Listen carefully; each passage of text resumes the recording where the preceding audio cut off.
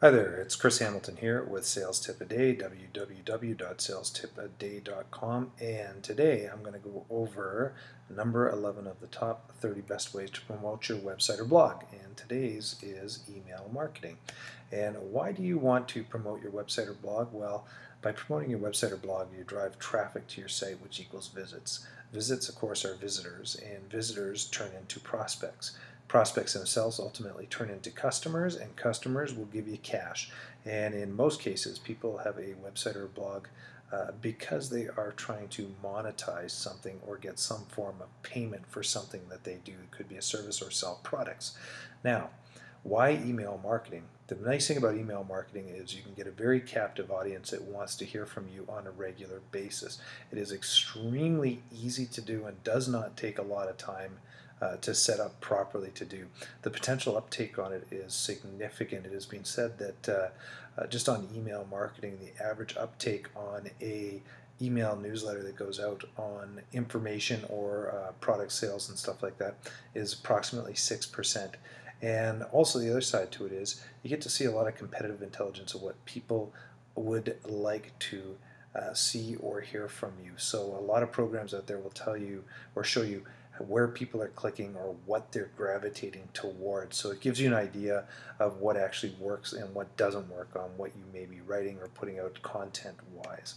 Now, there's a lot of different services out there that you can use. Here's four of the top ones that I've seen.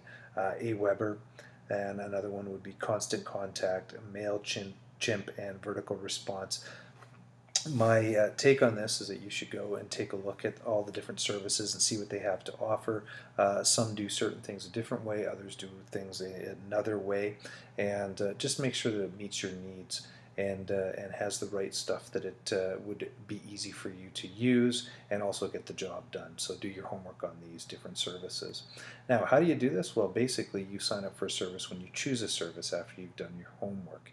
One of the things that you should do is put a form on your site, so a registration form. So any of these good email services will allow you to create yourself a form which you can put up on site, which will be able to capture people's names, emails, any other pertinent information, and make sure you keep that information gathering to a minimum. At least, obviously, you want an email. If you can get a name, that's great. The more information you put on, the more of a distraction or a deterrent it is for somebody to fill out. Now, the other thing you can do is actually add people to the list that you have from your everyday meetings that you may have instead of having people sign up for your site. So this is basically you're building a list of people to be able to continually be marketing to. One of the things that I find works very well is if you give something of value away. If you are signing up a service on your site or putting something up on your site, do not put up sign up for my newsletter, as most people don't necessarily sign up for a newsletter. But if you have something of value that you can give away, make sure that you give it away, and make sure that you put out content in your email newsletter that people are wanting to consume, and basically know your audience and what they want to see, and also be consistent. Don't send something out once every few months so that someone may look at it and say, I don't know why I'm getting this. If you have a weekly email newsletter or anything that you're sending out, make sure you send it out weekly. If it's monthly, make sure it's monthly. Make sure that you stick to a schedule. Now, the tips are basically know what your audience wants when you're sending this information out. If it's an informational newsletter, make sure that you're giving them information. If they want to see products that are for sale, make sure that you send that information to them. Don't do a bait and switch on anyone. Make sure you put it out on a regular basis, as I said, or people will unsubscribe from these email newsletters that you send out. Also, if you can, if you're writing a blog on a daily basis like I do with salestipaday.com, you can set it up as an automated blog feed so that after a certain amount of articles, it will actually send out an email newsletter. And I have it doing it after every 7, so that basically it comes out every week for people to read.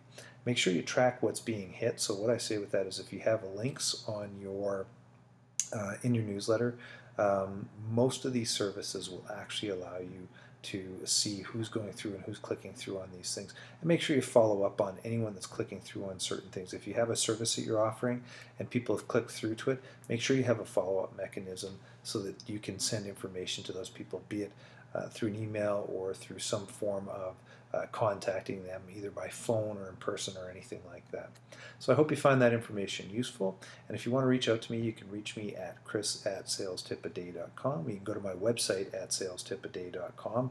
You can reach me on my phone number at 403-630-1243. And if you go to my website, make sure you connect with me on LinkedIn, Facebook, Twitter, and any of the other social services that I have listed down the right-hand side of my blog. Appreciate you viewing.